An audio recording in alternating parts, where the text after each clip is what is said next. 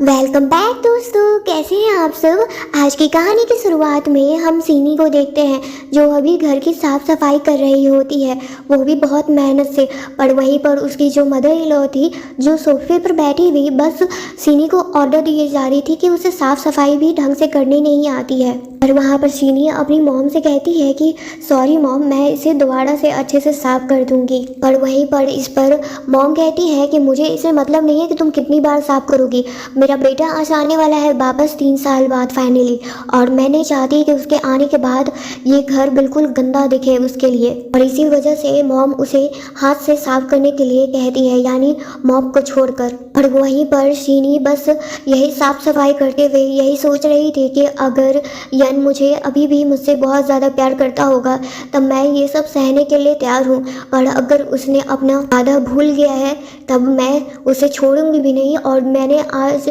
तक जितना भी सफ़र किया है उस सब का बदला मैं लूँगी। फिर उसके बाद शीनी ये भी देखती है कि मॉम अपना अंडरवेयर वहीं पर छोड़ दी थी और खुद से साफ नहीं की थी। और जब शीनी इस बारे में उनसे कंप्लेन करती है तब मॉम उसे कहती है कि तुम इतना भी मेरे लिए नहीं कर सकती हो, और तुमको इसके लिए वॉशिंग मशीन चाहिए, चुपचाप जाकर अपने हाथ से धो। फिर उसके बाद शीनी आगे कुछ नहीं कह पाती है और उसे चुपचाप जाकर वो साफ करने लगती है। फिर उसके बाद वो जाकर खाना भी पकाती है। पर वहीं पर वो सोचती है कि आज फाइनली यन 3 साल बाद वापस आने वाला है, और वो जैसे ही वापस आएगा मैं उसे शादी के लिए कहूँगी, क्योंकि उसने मुझसे वादा किया था कि जब वो 3 साल बाद अपनी पढ़ाई को पूरे करके आएगा तब मुझसे वो शादी करेगा। और तभी वो देखती है कि उसके गेट पर फाइनली यन वापस आ चुका था, और उसे वो देखते ही उसे जोर से गले लगा लेती है, और गले लगाते ही वो बहुत ज़्यादा रो रही थी और कहती है कि तुम वापस फाइनली आ गए, मैंने तुम्हें बहुत ज़्यादा ही याद किया था, मैंने सब कुछ प्रिपेयर करके रखा है, ये रहा मेरा हाउस होल्ड रजिस्ट्रेशन बुकलेट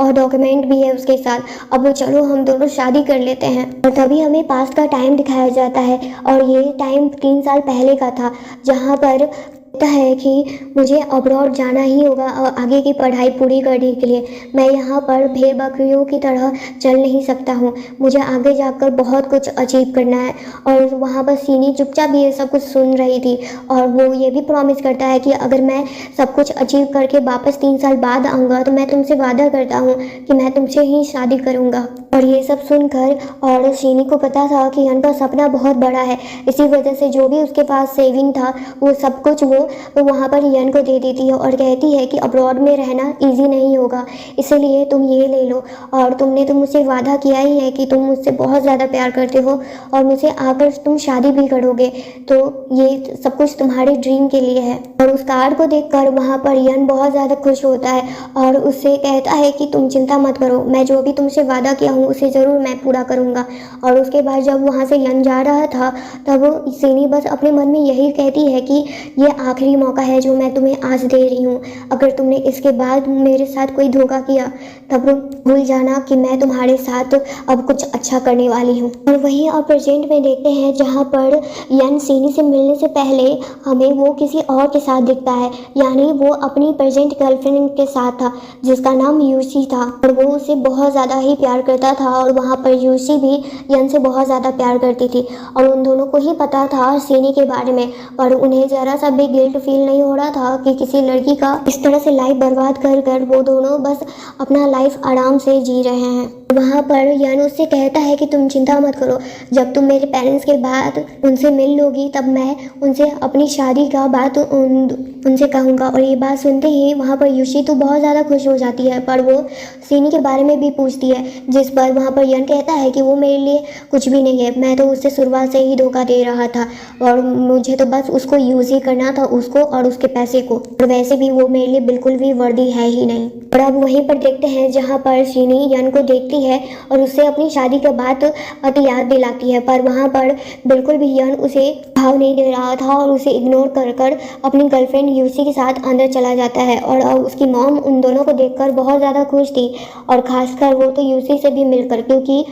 उन दोनों की नज़र में यूसी एक बहुत ही बड़ी सक्सेसफुल लड़की थी जो एक बहुत ही बड़े कंपनी में काम किया करती थी, वो भी चाइना के टॉप कंपनी में से एक था। और वहाँ पर यन मॉम के सामने इंट्रोड्यूस भी करवाता है अपनी गर्लफ्रेंड यूसी को। और ये सुनकर वहाँ पर सीनी कहती है कि अगर ये तुम्हारी गर्लफ्रेंड है तब मैं तुम्हारे लिए क्या हूँ, क्या मेरी कोई मायने नहीं थी, क्या तुम मुझे शुरुआत से ही धोखा दे रहे थे। और वहाँ पर यन को ऐसा देखकर लग रहा था कि जैसे सीनी का बात उसके लिए कान में बस एक चुभन का काम कर रहा है और वो उससे बहुत ज़्यादा ही इरिटेट हो रहा था। वहाँ पर यूशी तो ये भी कहती है मॉम से कि आपको चिंता करने की कोई ज़रूरत नहीं है, मैं उतनी बड़ी कंपनी में काम करती हूँ और वहाँ पर मैं यन के लिए जनरल मैनेजर का पोस्ट के लिए भी बात करूँगी। और ये सुनकर मॉम तो यूशी से बहुत ज़्यादा ही खुश हो जाती हैं। आदि यूशी वही नेकलेस मॉम को पहनाती है जो वो उनके लिए गिफ्ट लेकर आई हुई होती है। और इन सब का तमाशा वहाँ पर शीनी देख रही होती है, जो लोग उसे इग्नोर कर रहे थे पूरी तरह से कि वो वहीं पर है और ये सब कुछ वो देख रही है और उसे कितना बुरा लग रहा है।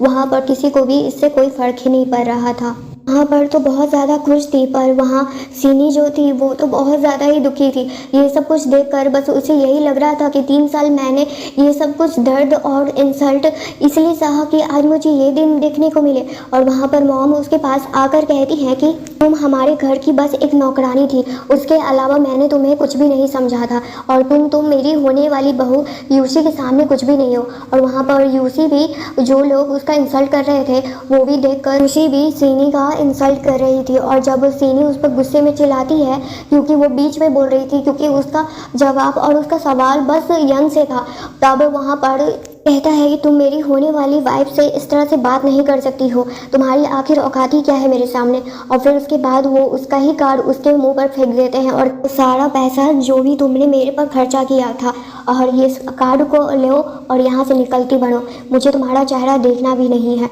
पर अब ये सब देखकर वहाँ पर सीनी बहुत ज़्यादा ही गुस्से में थी और वो बस ये चीज़ ठान ली थी कि अब वो इन लोगों को इस तरह से तड़पाएगी कि अपनी जान के लिए लोग भीख मांगेंगे मुझसे। फिर उसके बाद तभी वहाँ पर यन के पास कॉल आता है और वो भी ह्यूई कंपनी की तरफ से कॉल था। और वहाँ पर ह्यूई एक ब्रांच में ही उनको प्रेसिडेंट का पोस्ट मिल जाता है। और ये सब सुनकर वहाँ पर यन बहुत ज़्यादा खुश थे क्योंकि उन्हें इतनी बड़ी कंपनी में काम करने का मौका मिला था और हुई जैसे कंपनी के ब्रांच में ही इतनी बड़े कंपनी में काम करने का मौका हर किसी को नहीं मिलता है। और ये खबर वो अपनी मॉम और यूसी को भी सुनाते हैं, जो लोग वो भी ये खबर सुनकर बहुत ज़्यादा खुश थे। और मॉम को तो लग रहा था कि यूसी के आने की वजह से उनका घर बहुत ज़्यादा ही ब्लेस हो गया है। और वहाँ पर जब यूसी कहती है कि क्या ये लड़की अभी भी यहीं पर रहेगी, जो बात सुनकर वहाँ पर मॉम कहती है कि ये तो कुछ भी नहीं है और उसे धक्के मारकर वहाँ से निकालने का प्लानिंग सब बना रहा था। और वहाँ पर यूसी ये सब देखकर बहुत ज़्यादा खुश थी, पर सीन अब गुस्से में वहाँ पर पानी भरा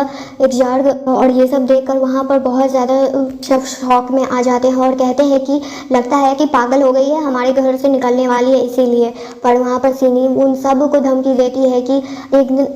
एक दिन ऐसा भी आएगा कि तुम सब मेरे सामने आकर भीख मांगोगे, पर मैं कुछ भी नहीं करूँगी। उस समय तुम दोनों का और सबका वहाँ बस चेहरा ही देखूँगी वो तड़पता हुआ। और ये बात सुनकर वहाँ पर सभी लोग हंसने लगते हैं और कहते हैं कि इस जैसे गरीब लड़की और हमें ऐसा दिन दिखाएगी, वो ही सोचकर वो लोग हंस रहे होते हैं। और अब तो यन अपना हद ही पार कर रहा था और उसे यानी सीनी को एक मिस्ट्रेस की तरह ही ट्रीट कर रहा था। मॉम तो उसे पहले से ही नौकरानी की तरह ट्रीट करती थी और अब तो उसका रिस्पेक्ट भी नहीं कर रही थी, वैसे तो पहले भी नहीं करती थी। फिर उसके बाद वो कुछ 30,000 यन निकाल कर लाती है और कहती है कि जो भी तुमने 3 साल यहाँ पर काम किए हैं ये रहे उसके पैसे। और वहाँ पर यूसी भी अपने पैसे का घमंड दिखाते हुए वहाँ पर सीनी को 20,000 यन और देती है। और वहाँ यन कहता है कि ज़्यादा सेमलेस और लालची होने की ज़रूरत नहीं है, ये 50,000 यन लो और अब यहाँ से चली जाओ। और वहाँ पर सीनी रोते हुए कहती है कि तुम्हें याद है तुमने जाने से पहले 3 साल पहले क्या कहा था कि अगर तुम मुझे धोखा दोगे तब तुम्हारी फैमिली ये मरते दम तक अपना कर्ज नहीं भूलेगी। पर वहाँ पर यन कहता है कि इन सब बातों पर मैं भरोसा नहीं करता हूँ और मैंने ही उस समय बस नाटक में ये सब कहा था और तुमने इस बात को मान लिया। ऐसे वहाँ से सीनी जा रही होती है, वहाँ पर उसके डैड आ जाते हैं यानी यन के डैड, और वो अपनी न्यू होने वाली बहू को देखकर बहुत ज़्यादा खुश थे। पर सीनी को देखते ही उसे एक नौकर की तरह ट्रीट कर रहे होते हैं, ये लाओ वो लाओ। इनका दावा का टाइम हो गया ये सब। पर सीनी वही टाइम याद करती है जब वो इनका इतने अच्छे से ख्याल रखती थी और इनके डैड को यानी यन के डैड को बहुत ही बड़ा बीमारी है और उसका इलाज बस सीनी ही जानती थी और वो उसके लिए बहुत ज़्यादा पैसे खर्च की थी ताकि वो उस मेडिसिन को उसके डैड के लिए लेकर आ सके। पर आज तक उनकी फैमिली ने उसके एफर्ट का कोई भी केयर नहीं किया और ना ही रिस्पेक्ट किया कि उसने कितना मेहनत से ये सब कुछ लाया होगा, कोई किसी ने कुछ नहीं सोचा था। और आज प्रेजेंट टाइम में भी वो लोग ऐसा ही कर रहे थे। पर जैसे ही वहाँ पर डैड का तबीयत खराब होने लगता है, वहाँ यूसी अपने मन से कोई दावा दे देती है पर उसे कोई नहीं पड़ता है, क्योंकि वहाँ पर जो भी उसके डैड को बीमारी था उसका सही दावा क्या है वो सिर्फ वहाँ पर सीनी को ही पता था। और सीनी इस बारे में कहती भी है पर उसकी बात पर कोई भरोसा नहीं करता है, क्योंकि उन्हें लग रहा था कि आखिर सीनी को उसके डैड का बीमारी का दावा आखिर पता कैसे होगा। और वहाँ पर पढ़ी लिखी यूसी को सब कुछ पता है और जो भी वो कह रही है वही सब सही है। और इसी बीच में सीनी अपने आदमियों को भी कॉल करके बोल देती है कि आज के बाद से वो दावा यहाँ पर पहुँचाने की कोई ज़रूरत नहीं है और जो भी दावा अब तक बन चुका था उसे किसी डॉग और बिल्ली को ही खिला दो, उसकी ज़रूरत ही नहीं है अब। फिर उसके बाद वहाँ पर यन सीनी पर गुस्सा करते हुए कहता है कि चुपचाप जो भी दावा है तुम्हारे पास मेरे डैड का वो मुझे दे दो और मैं जानता हूँ कि तुम्हारे पास ही है, तो चुपचाप बिना कोई नाटक किए मेरे हाथ में ला कर दे दो, नहीं तो मुझसे बुरा तुम्हारे लिए कोई भी नहीं होगा। पर अब सीनी उसकी धमकियों से डरने वाली नहीं थी और वो तो उसे ही जानबूझकर कह रही थी, जिसकी वजह से यन और ज़्यादा गुस्से में आ जाते हैं और उन्हें लग रहा था कि जानबूझकर वहाँ पर सीनी उसके साथ ऐसा कर रही है। पर तभी वहाँ पर यूसी के अंकल आ जाते हैं जो बहुत ही अच्छे डॉक्टर भी थे। वहाँ पर यूसी का यही कहना था और जब वहाँ पर डॉक्टर वहाँ डैड को चेक करते हैं तब डॉक्टर वहाँ कहते हैं कि इनका जो बीमारी है वो कोई नॉर्मल बीमारी नहीं है, बहुत बड़ा ही है और इसका बस उसके ही एंटीडोट से ही ठीक हो सकता है। अभी तो डॉक्टर कुछ दवा देने का बात तो कहते हैं पर उसका कोई फ़ायदा नहीं था, क्योंकि यूसी ने जो दवा दिया था और डॉक्टर जब उसे चेक करते हैं तब उससे कोई भी इफ़ेक्ट उनके डैड को नहीं करता। उसी बीच में यूसी यहाँ पर यन को भी मिलाती है अपने अंकल से और कहती है कि ये हुई ब्रांच में प्रेसिडेंट का पोस्ट इन्हें मिला है और ये सब सुनकर अंकल भी बहुत ज़्यादा ही खुश हो जाते हैं। और उसी बीच में वो खुशी से वहाँ डैड के लिए जो कुछ मेडिसिन उनके पास था जिससे कुछ दिनों तक उन्हें फ़ायदा करता वो मेडिसिन देते हैं, पर साथ में ये भी कहते हैं कि ये मेडिसिन बस 1 वीक के लिए ही काम करेगा, जब तक के लिए तुम लोगों को अपने डैड का एंटीडोट खोज लेना होगा, नहीं तो मैं भी इसमें कुछ नहीं कर सकता हूँ। वहाँ पर हुई कंपनी के एक ब्रांच से वहाँ एक स्टाफ आती है और वो वहाँ मिस्टर यन के लिए वही डॉक्यूमेंट लेकर आए थे जिसमें लिखा हुआ था कि वो एक न्यू ब्रांच में अपॉइंटेड हैं एज अ प्रेसिडेंट के रूप में। और ये सब देखकर वहाँ उनकी मॉम, डॉक्टर और यूसी सब बहुत ज़्यादा खुश थे। पर यहाँ सीनी को ही पता था कि जो भी चीज़ अभी यन के पास है वो भी किसकी वजह से है और ये चीज़ जानकर वो बहुत ज़्यादा अंदर ही अंदर गुस्सा भी हो रही थी, क्योंकि ऐसे ही इंसान को वो इतना कुछ दी थी जो उतने सालों से बस उसे तकलीफ ही दिए जा रहा था, वो और उसकी फैमिली आप थी वो भी किसी से कम नहीं थी। वहाँ पर बस वो यन और यूसी का चापलूसी तो कर ही रही थी, पर जब उसे पता चलता है कि सीनी का सब यहाँ पर इंसल्ट कर रहे हैं तब वो भी उसका इंसल्ट ही करने लगती है, क्योंकि जब वो सीनी कहती है कि वो इस कंपनी को जानती है और इस कंपनी की ही वो एक मेंबर है, तब सभी लोग वहाँ पर उसकी बातों पर हंसने लगते हैं और कहते हैं कि ये कैसी बात कर रही हो, हम लोग तो तुम्हें इतने सालों से जानते हैं और अब तुम कह रही हो कि तुम इतने बड़े कंपनी की मेंबर हो। और उसी बीच में डैड को भी होश आ गया था और वो भी बस डॉक्टर के उसी पील की वजह से जो बस 7 दिनों तक उन्हें ज़िंदा रख सकता था, इसका इलाज बस उसके एंटीडोट से ही ठीक होता। फिर उसके बाद वहाँ सीनी उस लड़की से कहती है कि जो भी तुमने मेरा इंसल्ट किया है मैं उसका रिजल्ट तुम्हें 3 दिनों बाद मिलेगा, क्योंकि वहाँ पर सीनी कहती है कि 3 दिनों बाद तुम फायर हो जाओगी। कर वहाँ पर सभी लोग उसकी बातों पर हंसने लगते हैं कि आखिर सीनी जैसी लड़की ये बात कह रही है। फिर उसके बाद सीनी वहाँ से चली जाती है, क्योंकि वहाँ से यन उसे बहुत ही इंसल्टेड वे में कह देता है यहाँ से चली जाओ। और सीनी को अब उसके घर पर देखते हैं, जहाँ पर वो इसी घर में वापस आती है जहाँ 3 साल पहले इस घर को छोड़कर चली गई थी और बस अपने भाई से यही कही थी कि वो अपने प्यार के साथ रहना चाहती है। और उनके भाई, वो टोटल 3 भाई थे, वो उसकी रिस्पेक्ट करते थे, उसके हर एक डिसीज़न का केयर करते थे। पर जैसे ही उनके भाई उनके आने पर उनके लिए सेलिब्रेशन करते हैं, तब वहाँ पर सीनी रोते हुए कहती है कि जो भी आप मेरे लिए कर रहे हैं और उस यन के लिए किए थे वो करना बंद कर दीजिए, क्योंकि मैंने उसे ब्रेकअप कर लिया है, क्योंकि वो उसने मुझे धोखा दिया है। और ये सब सुनकर वहाँ उसके तीनों भाई बहुत ज़्यादा ही गुस्से में आ गए थे, जो कुछ देर पहले उसके लिए तरह तरह के गिफ्ट लेकर आए थे और बहुत ज़्यादा खुश थे, क्योंकि उन्हें पता था कि आज के दिन उसकी बहन शादी करने वाली है। पर जब उनके ऐसे सिचुएशन के बारे में उन्हें पता चला था, तब वो बहुत ज़्यादा ही गुस्से में थे और कह रहे थे कि अब हम उस यन को और उसकी फैमिली को छोड़ेंगे नहीं। पर वहाँ पर सीनी उन सबको रोक देती है और कहती है कि आप चिंता मत कीजिए, उसने मेरे साथ ये सब किया है, मैंने उसे कितना चांस दिया था, पर फिर भी उसने मेरे साथ ये सब किया और मैं इसका बदला ज़रूर लेकर रहूँगी। और वहाँ पर उनके भाई कहते हैं कि हाँ, तुम ज़रूर लेना और हम सब तुम्हारे साथ हैं। फिर अब कुछ दिन के बाद देखते हैं जहाँ पर